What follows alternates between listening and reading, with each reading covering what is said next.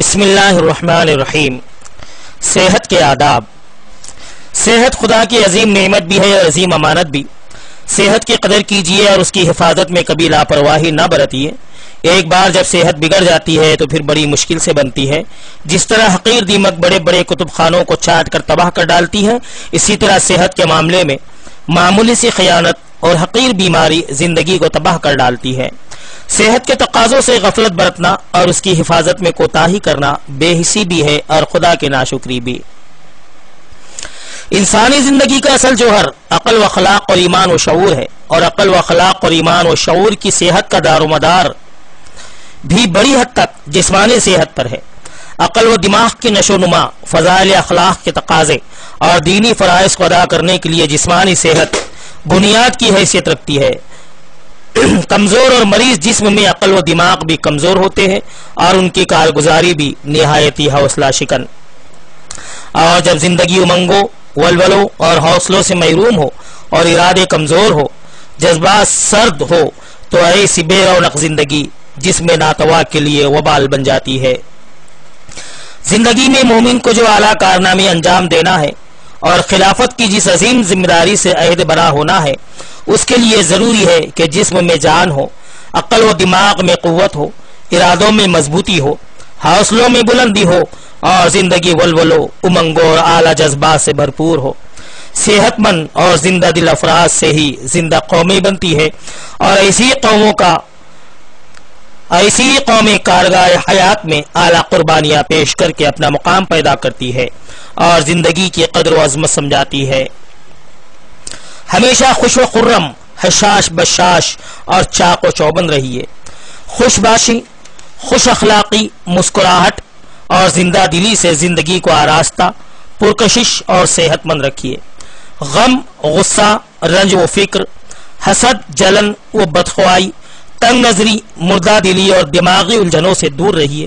یہ اخلاقی بیماریاں اور ذہنی الجھنیں معدے کو بری طرح متاثر کرتی ہے، اور معدے کا فساد صحت کا بدترین دشمن ہے۔ نبی صلی اللہ علیہ وسلم کا ارشاد ہے، سیدھے سادے رہو، میانہ روی اختیار کرو اور حشاش بشاش رہو۔ ایک بار نبی صلی اللہ علیہ وسلم نے ایک بڑے شخص کو دیکھا کہ وہ اپنے دو بیٹوں کا سہارا لیے ہوئے ان کے بیچ میں گھسٹتے ہوئے جا رہا ہے۔ آپ صلی اللہ علیہ وسلم نے پوچھا، اس بڑے کو کیا ہو گیا ہے؟ لوگوں نے بتایا کہ اس نے بیت اللہ تک پیدل جانے کی نظر مانی تھی۔ نبی صلی اللہ علیہ وسلم نے ارشاد فرمایا، خدا اس سے بے نیاز ہے کہ یہ بڑا خود کو عذاب میں مبتلا کرے، اور اس بڑے کو حکم دیا کہ سوار ہو کر اپنا سفر پورا کرو۔ حضرت عمر رضی اللہ تعالیٰ عنہ نے ایک بار ایک جوان آدمی کو دیکھا کہ مریل چال چل رہا ہے۔ آپ نے اس کو روکا اور پوچھا، تمہیں کیا بیماری ہے؟ اس نے کہا، کوئی بیماری نہیں ہے۔ آپ نے اپنا درہ اٹھایا اور اس کو دھمکاتے ہوئے کہا، راستے پر پوری قوت کے ساتھ چلو۔ نبی صلی اللہ علیہ وسلم جب راستے پر چلتے تو نہایت جمے ہوئے قدم رکھتے اور اس طرح قوت کے ساتھ چلتے کہ جیسے کسی نشیب میں اتر رہے ہو۔ حضرت عبداللہ بن حارث رضی اللہ تعالیٰ عنہ کہتے ہیں کہ میں نے نبی صلی اللہ علیہ وسلم سے زیادہ مسکرانے والا کوئی شخص نہیں دیکھا۔ اپنے جسم پر برداشت سے زیادہ بوجھ نہ ڈالیے، جسمانی قوتوں کو ضائع نہ کیجیے۔ جسمانی قوتوں کا یہ حق ہے کہ ان کی حفاظت کی جائے اور ان سے برداشت کے مطابق اعتدال کے ساتھ کام لیا جائے۔ حضرت عائشہ رضی اللہ تعالیٰ عنہ فرماتی ہے کہ نبی صلی اللہ علیہ وسلم کا ارشاد ہے، اتنا ہی عمل کرو جتنا کر سکنے کی تمہارے اندر طاقت ہو، اس لیے کہ خدا نہیں اکتاتا یہاں تک کہ خود تم ہی اکتا جاؤ۔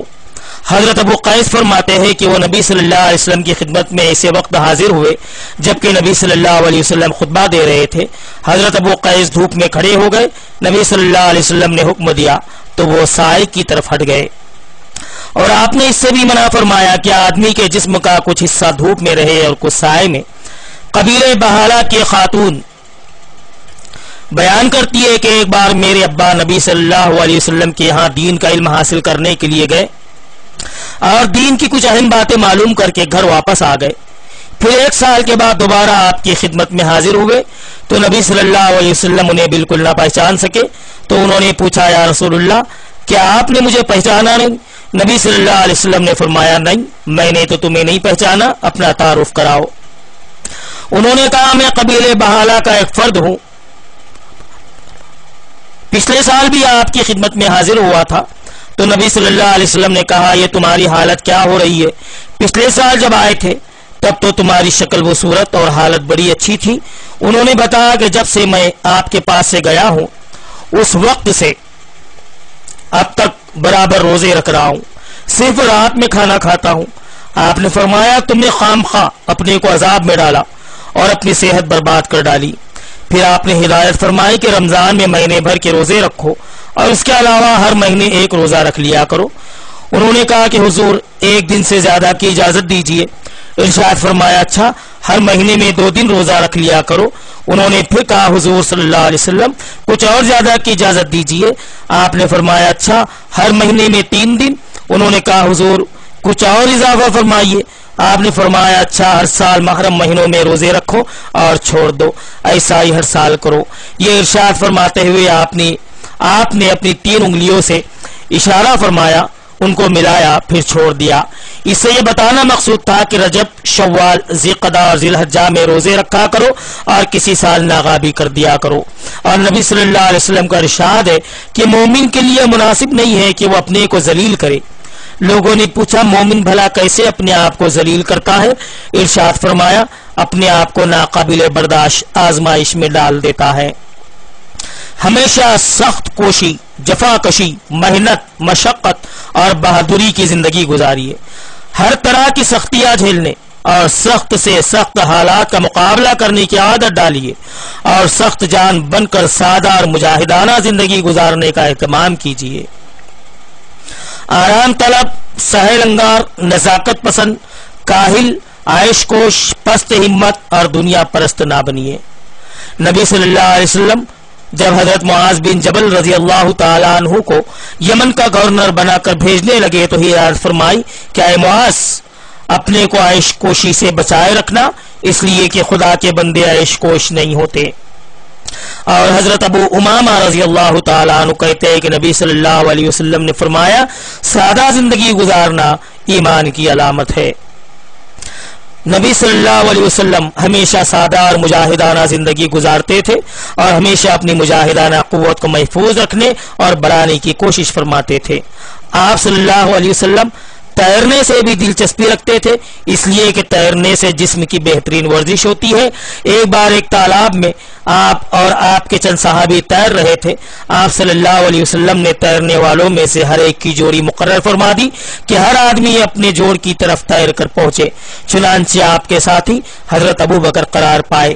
آپ تیرتے ہوئے ان تک پہنچے اور جا کر ان کی گردن پکڑ لی۔ نبی صلی اللہ علیہ وسلم کو سواری کے لیے گھوڑا بہت پسند تھا۔ آپ صلی اللہ علیہ وسلم اپنے گھوڑے کی خود خدمت فرماتے، اپنی آستین سے اس کا منہ پوچھتے اور صاف کرتے، اس کی عیال کے بالوں کو اپنی انگلیوں سے بڑھتے اور فرماتے بھلائی اس کی پیشانی سے قیامت تک کے لیے وابستہ ہے۔ حضرت عقبہ فرماتے ہیں کہ نبی صلی اللہ علیہ وسلم نے فرمایا تیر چلانا سیکھو، گھوڑے پر سوار ہوا کرو۔ تیر اندازی کرنے والے مجھے گھوڑوں پر سوار ہونے والوں سے بھی زیادہ پسند ہے، اور جس نے تیر اندازی سیکھ کر چھوڑ دی اس نے خدا کی نعمت کی ناقدری کی۔ حضرت عبداللہ بن عمر فرماتے ہیں کہ نبی صلی اللہ علیہ وسلم نے ارشاد فرمایا جس نے خطرے کے موقع پر مجاہدین کی پاسبانی کی اس کی یہ رات شب قدر سے زیادہ افضل ہے۔ نبی صلی اللہ علیہ وسلم نے صحابہ کرام کو خطاب کرتے ہوئے فرمایا میری امت پر وہ وقت آنے والا ہے جب دوسری قومیں اس پر اس طرح ٹوٹ پڑیں گی جس طرح کھانے والے دسترخوان پر ٹوٹ پڑتے ہیں۔ تو کسی نے پوچھا یا رسول اللہ صلی اللہ علیہ وسلم کیا اس زمانے میں ہماری تعداد اتنی کم ہو جائیں گی کہ ہمیں نگل لینے کے لیے قومیں متحد ہو کر ہم پر ٹوٹ پڑیں گی؟ ارشاد فرمایا نہیں، اس وقت تمہاری تعداد کم نہ ہوں گی بلکہ تم بہت بڑی تعداد میں ہوں گے، البتہ تم سیلاب میں بہنے والے تنکوں کی طرح بے وزن ہوں گے۔ تمہارے دشمنوں کے دل سے تمہارا رعب نکل جائے گا اور تمہارے دلوں میں پست ہمتی گھر کر لیں گی۔ اس پر ایک آدمی نے پوچھا یا رسول اللہ صلی اللہ علیہ وسلم یہ پست ہمتی کس وجہ سے آ جائیں گی؟ آپ نے فرمایا اس وجہ سے کہ تم دنیا سے محبت اور موت سے نفرت کرنے لگو گے۔ خواتین بھی سخت کوشی اور محنت و مشقت کی زندگی گزارے، گھر کا کام کاج اپنے ہاتھوں سے کرے، چلنے پھرنے اور تکلیف برداشت کرنے کی عادت ڈالے، آرام طلبی، سستی اور عیش کوشی سے پرہیز کرے اور اولاد کو بھی شروع سے سخت کوش، جفا کش اور سخت جان اٹھانے کی کوشش کرے۔ گھر میں ملازم ہو تب بھی اولاد کو بات بات میں ملازم کا سہارا لینے سے منع کرے اور عادت ڈلوائے کہ بچہ اپنا کام خود اپنے ہاتھ سے کرے۔ صحابیہ عورتیں اپنے گھروں کا کام اپنے ہاتھ سے کرتی تھی، باورچی خانے کا کام خود کرتی، چکی پیستی، پانی بھر کر لاتی، کپڑے دھوتی اور محنت و مشقت کی زندگی گزارتی، اور ضرورت پڑنے پر میدان جنگ میں زخمیوں کی مرہم پٹی کرنے اور پانی پلانے کا نصب بھی سنبھالتی۔ اس سے خواتین کی صحت بھی بنی رہتی ہے، اخلاق بھی صحت مند رہتے ہیں اور بچوں پر بھی اس کے اچھے اثرات پڑتے ہیں۔ اسلام کی نظر میں پسندیدہ بیوی وہی ہے جو گھر کے کام کاج میں مصروف رہتی ہو اور جو شب و روز اس طرح اپنی گھریلو ذمہ داریوں میں لگی ہوئی ہو کہ اس کے چہرے بشرے سے محنت کی تکان بھی نمایاں رہے اور باورچی خانے کی سیاہی اور دھوئے کا ملگجا پن بھی ظاہر ہو رہا ہو۔ نبی صلی اللہ علیہ وسلم کا ارشاد ہے، میں اور ملگجے گالوں والی عورت قیامت کے دن اس طرح ہوں گے۔ آپ نے شہادت کی انگلی اور بیچ کی انگلی کو ملاتے ہوئے بتایا۔ صبح اٹھ کر خدا کی بندگی بجا لائیے اور چمن یا میدان میں ٹہلنے اور تفریح کرنے کے لیے نکل جائیے۔ صبح کی تازہ ہوا صحت پر بہت اچھا اثر ڈالتی ہے۔ روزانہ اپنی جسمانی قوت کے لحاظ سے مناسب اور ہلکی پھلکی ورزش کا بھی اہتمام کیجیے۔ نبی صلی اللہ علیہ وسلم باغ کی تفریح کو پسند فرماتے تھے اور کبھی کبھی خود بھی باغوں میں تشریف لے جاتے تھے۔ آپ صلی اللہ علیہ وسلم نے عشاء کے بعد جاگنے اور گفتگو کرنے کی ممانعت فرمائی اور فرمایا، عشاء کے بعد وہی شخص جاگ سکتا ہے جس کو کوئی دینی گفتگو کرنی ہو یا پھر گھر والوں سے ضرورت کی بات چیت کرنی ہو۔ نبی صلی اللہ علیہ وسلم کا ارشاد ہے کہ آنکھوں کا زنا بدنگاہی اور زبان کا زنا بے حیائی کی گفتگو ہے۔ نفس تقاضے کرتا ہے اور شرمگاہ یا تو اس کی تصدیق کر دیتی ہے یا تکذیب۔ کسی حکیم و دانا نے کہا ہے کہ مسلمانوں، بدکاری کے قریب نہ پھٹکو، اس میں 6 خرابیاں ہیں۔ 3 خرابیاں تو دنیا کی ہے اور 3 آخرت کی۔ دنیا کی 3 خرابیاں یہ ہے کہ اس سے آدمی کے چہرے کی رونق اور کشش جاتی رہتی ہے، آدمی پر فقر و افلاس کی مصیبت نازل ہوتی ہے اور اس کی عمر کوتا ہو جاتی ہے۔ نشہ آور چیزوں سے بچیے۔ نشہ آور چیزیں دماغ کو بھی متاثر کرتی ہے اور معدے کو بھی۔ شراب تو خیر حرام ہے ہی، اس کے علاوہ بھی جو نشہ لانے والی چیزیں ہیں ان سے بھی پرہیز کیجیے۔ ہر کام میں اعتدال اور سادگی کا لحاظ رکھیے۔ جسمانی محنت میں، دماغی کاوش میں، ازدواجی تعلق میں، کھانے پینے میں، سونے اور آرام کرنے میں، فکر مند رہنے اور ہنسنے میں، تفریح میں اور عبادت میں، رفتار اور گفتار میں، غرض ہر چیز میں اعتدال اختیار کیجیے اور اس کو خیر و خوبی کا سرچشمہ تصور کیجیے۔ نبی صلی اللہ علیہ وسلم کا ارشاد ہے، خوشحالی میں میانہ روی کیا ہی خوب ہے، ناداری میں اعتدال کی روش کیا ہی بھلی ہے اور عبادت میں درمیانی روش کیا ہی بہتر ہے۔ کھانا ہمیشہ وقت پر کھائیے، ہر وقت منہ چلاتے رہنے سے پرہیز کیجیے۔ کھانا بھوک لگنے پر ہی کھائیے اور جب کچھ بھوک باقی ہو تو اٹھ جائیے۔ بھوک سے زیادہ تو ہرگز نہ کھائیے۔ نبی صلی اللہ علیہ وسلم کا ارشاد ہے، مومن ایک ہاتھ میں کھاتا ہے اور کافر 7 ہاتھوں میں کھاتا ہے۔ صحت کا دار و مدار معدے کی صحت مندی پر ہے اور زیادہ کھانے سے معدہ خراب ہو جاتا ہے۔ نبی صلی اللہ علیہ وسلم نے ایک تمثیل میں اس کو یوں واضح فرمایا کہ معدہ بدن کے لیے حوض کے مانند ہے اور رگیں اس حوض سے سیراب ہونے والی ہے۔ پس اگر معدہ صحیح اور تندرست ہے تو رگیں بھی صحت سے سیراب لوٹیں گی، اور اگر معدہ ہی خراب اور بیمار ہے تو رگیں بیماری چوس کر لوٹیں گی۔ کم خوری کی ترغیب دیتے ہوئے نبی صلی اللہ علیہ وسلم نے یہ بھی فرمایا کہ ایک آدمی کا کھانا 2 آدمیوں کے لیے کافی ہے۔ ہمیشہ سادہ کھانا کھائیے، بغیر چھنے ہوئے آٹے کی روٹی کھائیے، زیادہ گرم کھانا کھانے سے پرہیز کیجیے، مسالوں، چٹخاروں اور ضرورت سے زیادہ لذت طلبی سے پرہیز کیجیے۔ ایسی غذاؤں کا اہتمام کیجیے جو جلد ہضم اور سادہ ہو اور جن سے جسم کو صحت اور توانائی ملے۔ محض لذت طلبی اور زبان کی چٹخاروں کے پیچھے نہ پڑیے۔ नबी सल्लल्लाहु अलैहि वसल्लम बगैर छने आटे की रोटी पसंद फरमाते थे, ज्यादा पतली और मैदे की चपाती पसंद न फरमाते, बहुत ज्यादा गर्म खाना जिसमें से भाप निकलती होती न खाते, बल्कि ठंडा होने का इंतजार फरमाते। गर्म खाने के बारे में कभी फरमाते कि खुदा ने हमको आग नहीं खिलाई है, और कभी इरशाद फरमाते गर्म खाने में बरकत नहीं होती।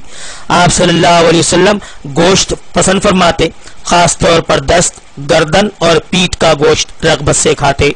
दरहकीकत जिस्म को कुव्वत बख्शने और मुजाहिदाना मिजाज बनाने के लिए गोश्त एक अहम और लाजमी ग़िज़ा है, और मोमिन का सीना हमा वक्त मुजाहिदाना जज्बा से आबाद रहना चाहिए। नबी सल्लल्लाहु अलैहि वसल्लम का इरशाद है, जो शख्स खुदा की राह में जिहाद किए बगैर मर गया और उसके दिल में उसकी आरज़ू भी नहीं थी, वो निफाक की एक कैफियत में मरा। खाना निहायत इत्मीनान और सुकून के साथ खूब चबा चबा कर खाइए। गम, गुस्सा, रंज और घबराहट में जो खाना निगला जाता है वो मैदे पर बुरा असर डालता है और उससे जिस्म को खातिर ख्वा कुव्वत नहीं मिल पाती। दस्तरखान पर ना तो बिल्कुल खामोश, फुर्सदा और गमजदा होकर बैठिए और ना हद से बड़ी हुई खुश तबई का मुजाहिरा कीजिए कि दस्तरखान पर कहके बुलंद होने लगे। खाने के दौरान कहके लगाना बाज़ औक़ात जान के लिए खतरे का बाइस बन जाता है। दस्तरखान पर एतदाल के साथ हंसते बोलते रहिए, खुशी और निशात के साथ खाना खाइए और खुदा की दी हुई नेमतों पर उसका शुक्र अदा कीजिए, और जब बीमार हो तो परहेज भी पूरे एहतमाम से कीजिए। नबी सल्लल्लाहु अलैहि वसल्लम के दस्तरखान पर जब कोई मेहमान होता तो आप बार बार उसे फरमाते जाते खाइए और खाइए। जब मेहमान खूब सह हो जाता और बेहद इनकार करता तब आप अपने इसरार से बाज आते, यानी आप निहायत खुशगवार फिजा और खुशी के माहौल में मुनासिब गुफ्तगू करते हुए खाना तनावुल फरमाते। दोपहर का खाना खाने के बाद थोड़ी देर कैलुला कीजिए और रात का खाना खाने के बाद थोड़ी देर चहलकदमी कीजिए, और खाना खाने के बाद फौरन कोई सख्त किस्म का दिमागी या जिस्मानी काम हरगिज ना कीजिए। अरबी का मशहूर मकौला है कि दोपहर का खाना खाओ तो दराज हो जाओ, रात का खाना खाओ तो चहलकदमी करो। आंखों की हिफाजत का पूरा एहतमाम कीजिए। तेज रोशनी से आंखें न लड़ाइए, सूरज की तरफ निगाह जमा कर न देखिए, ज्यादा मध्यम या ज्यादा तेज रोशनी में न पड़िए, हमेशा साफ और मोतदिल रोशनी में मुताला कीजिए। ज्यादा जागने से भी परहेज कीजिए। धूल गुबार से आंखों को बचाइए, आंखों में सुरमा लगाइए और हमेशा आंखें साफ रखने की कोशिश कीजिए। खेतों, बागों और सब्जाजारों में सैर व तफरी कीजिए। सब्जा देखने से निगाहों पर अच्छा असर पड़ता है। आंखों को बदनिगाही से बचाइए, इससे आंखें बेरौनक हो जाती है और सेहत पर भी बुरा असर पड़ता है। नबी सल्लल्लाहु अलैहि वसल्लम ने फरमाया, तुम्हारी आंखों का भी तुम पर हक है। मोमिन का फर्ज है कि वो खुदा की इस नेमत की कदर करे, उसको खुदा की मर्जी के मुताबिक इस्तेमाल करे, उसकी हिफाजत और सफाई का एहतमाम रखे, वो सारी तदबीरें इख्तियार करे जिनसे आंखों को फायदा पहुंचता हो और उन बातों से बचा रहे जिनसे आंखों को नुकसान पहुंचता हो। इसी तरह जिस्म के दूसरे आज़ा की हिफाजत का भी ख्याल रखिए। नबी सल्लल्लाहु अलैहि वसल्लम का इरशाद है, लोगों आंखों में सुरमा लगाया करो, सुरमा आंख के मैल को दूर करता है और बालों को उगाता है। दांतों की सफाई और हिफाजत का एहतमाम कीजिए। दांतों के साफ रखने से फरद हासिल होती है और हाजमे पर अच्छा असर पड़ता है और दांत मजबूत भी रहते हैं। मिसवाक की आदत डालिए, मंजन वगैरह का भी इस्तेमाल रखिए। पान या तंबाकू वगैरह की कसरत से दांतों को खराब ना कीजिए। खाने के बाद भी दांतों को अच्छी तरह साफ कर लिया कीजिए। दांत गंदे रहने से तरह तरह की बीमारियां पैदा होती हैं, इसीलिए नबी सल्लल्लाहु अलैहि वसल्लम का मामूल था कि जब नींद से बेदार होते तो मिसवाक से अपना मुंह साफ फरमाते। हज़रत आयशा कहती है कि हम नबी सल्लल्लाहु अलैहि वसल्लम के लिए वजू का पानी और मिसवाक तैयार रखते थे। जिस वक्त भी खुदा का हुक्म होता आप उठ बैठते थे और मिसवाक करते थे, फिर वजू करके नमाज अदा फरमाते थे। हज़रत अनस रज़ियल्लाहु ताला अन्हु कहते हैं कि नबी सल्लल्लाहु अलैहि वसल्लम ने फरमाया, میں تم لوگوں کو مسواک کرنے کے بارے میں بہت تاکید کر چکا ہوں۔ حضرت عائشہ کا بیان ہے کہ نبی صلی اللہ علیہ وسلم نے ارشاد فرمایا، مسواک منہ کو صاف کرنے والی اور خدا کو راضی کرنے والی ہے۔ آپ صلی اللہ علیہ وسلم کا ارشاد ہے، اگر میں اپنی امت کے لیے شاق نہ سمجھتا تو میں ہر نماز کے وقت مسواک کرنے کا حکم دیتا۔ ایک بار آپ سے ملنے کے لیے کچھ مسلمان خدمت میں حاضر ہوئے، ان کے دانت صاف نہ ہونے کی وجہ سے پیلے ہو رہے تھے۔ آپ صلی اللہ علیہ وسلم کی نظر پڑی تو فرمایا، تمہارے دانت پیلے پیلے کیوں نظر آ رہے ہیں؟ مسواک کیا کرو۔ بولو براز کی حاجت ہو تو فوراً حاجت پوری کیجیے۔ ان ضرورتوں کو روکنے سے معدے اور دماغ پر نہایت برے اثرات پڑتے ہیں۔ پاکی، طہارت اور نظافت کا پورا اہتمام کیجیے۔ قرآن حکیم میں ہے کہ خدا ان لوگوں کو اپنا محبوب بناتا ہے جو بہت زیادہ پاک و صاف رہتے ہیں، اور نبی صلی اللہ علیہ وسلم کا ارشاد ہے، صفائی اور پاکیزگی آدھا ایمان ہے۔ صفائی اور پاکیزگی کی اسی اہمیت کے پیش نظر نبی صلی اللہ علیہ وسلم نے طہارت کے تفصیلی احکام دیے ہیں اور ہر معاملے میں طہارت و نظافت کی تاکید کی ہے۔ کھانے پینے کی چیزوں کو ڈھانپ کر رکھیے، انہیں گندا ہونے سے بچائیے اور مکھیوں سے حفاظت کیجیے۔ برتنوں کو صاف ستھرا رکھیے، لباس اور لیٹنے بیٹھنے کے بستروں کو پاک و صاف رکھیے، اٹھنے بیٹھنے کی جگہوں کو صاف ستھرا رکھیے۔ جسم کی صفائی کے لیے وضو اور غسل کا اہتمام کیجیے۔ جسم اور لباس اور ضرورت کی ساری چیزوں کی صفائی اور پاکیزگی سے روح کو بھی سرور و نشاط حاصل ہوتا ہے اور جسم کو بھی فرحت اور تازگی ملتی ہے، اور بحیثیت مجموعی انسانی صحت پر اس کا نہایت ہی خوشگوار اثر پڑتا ہے۔ ابن حاتم رضی اللہ تعالیٰ عنہ فرماتے ہیں، جب سے میں اسلام لایا ہوں ہر نماز کے لیے باوضو رہتا ہوں۔ ایک مرتبہ نبی صلی اللہ علیہ وسلم نے حضرت بلال رضی اللہ تعالیٰ عنہ سے پوچھا، کل تم مجھ سے پہلے جنت میں کیسے داخل ہو گئے؟ بولے، یا رسول اللہ صلی اللہ علیہ وسلم، میں جب بھی اذان کہتا ہوں تو 2 رکعت نماز ضرور پڑھ لیتا ہوں، اور جس وقت بھی وضو ٹوٹتا ہے فوراً نیا وضو کر کے ہمیشہ باوضو رہنے کی کوشش کرتا ہوں۔ حضرت ابو ہریرہ رضی اللہ تعالیٰ عنہ کہتے ہیں کہ نبی صلی اللہ علیہ وسلم نے فرمایا، ہر مسلمان پر خدا کا یہ حق ہے کہ ہر ہفتے میں 1 دن غسل کیا کرے اور اپنے سر اور بدن کو دھویا کرے۔ یہ تھے صحت کے آداب۔